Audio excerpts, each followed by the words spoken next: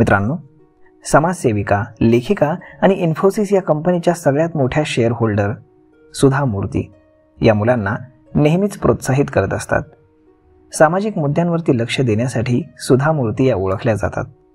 शिक्षण आणि गावाचा विकास, महिलांना पुढे जाण्यामध्ये त्या मदत करतात, योगदान देतात. संपूर्ण जीवनाची प्रेरणा ही त्यांच्याकडनं मिळत असते, ज्यामुळे मुलांमध्ये आत्मविश्वास वाढतो.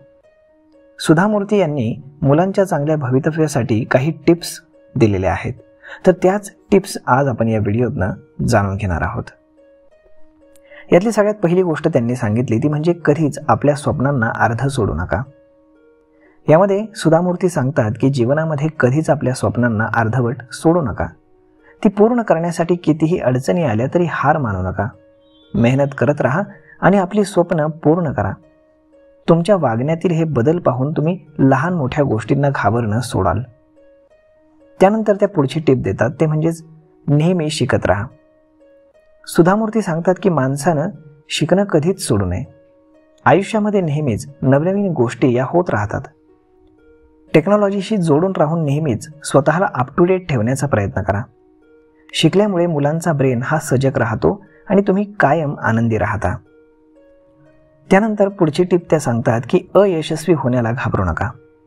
यामध्ये सुधा मूर्ती सांगतात की अयशस्वी व्हायला कधीच घाबरू नका. अयशस्वी व्हायला घाबरू नका, कारण तुम्ही तुमच्या अपयशातून शिकून पुन्हा प्रयत्न करायला हवेत. अपयश हा यशाच्या मार्गाचा एक आवश्यक भाग आहे. मुलांनी त्यांच्या अपयशातून शिकलं तरच त्यांना आयुष्यामध्ये पुढे जाण्यापासून कोणीही थांबवू शकत नाही. त्यानंतर ते पुढची गोष्ट सांगतात ते म्हणजेच दुसऱ्याला महत्त्व द्या. सुधा मूर्ती सांगतात की फक्त आपलाच विचार करणं योग्य नाही. आपण ज्या समाजामध्ये राहतो, ज्या घरामध्ये राहतो, त्या समाजामध्ये इतरही लोक राहतात. त्यांची कदर करणं देखील गरजेचं असतं. स्वतःपुरता विचार करणारे लोक कधीच पुढे जाऊ शकत नाहीत आणि म्हणून दुसऱ्याच्या भावनांची कदर करायलाही शिकायला हवं. मुलांना वाढत्या वयामध्ये जबाबदारी समजावणं गरजेचं असतं. त्यामुळे ते चांगले डिसिजन मेकर बनू शकतात. याशिवाय मुलांच्या मानसिक शक्तीचा चांगला विकास देखील होऊ शकतो.